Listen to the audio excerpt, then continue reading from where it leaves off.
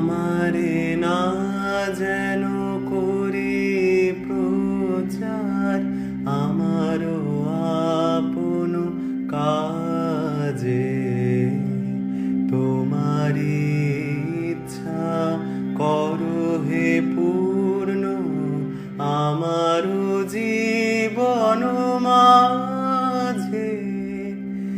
যাচি হে তোমার চরম শান্তি, পরাণে তোমার পরম কান্তি।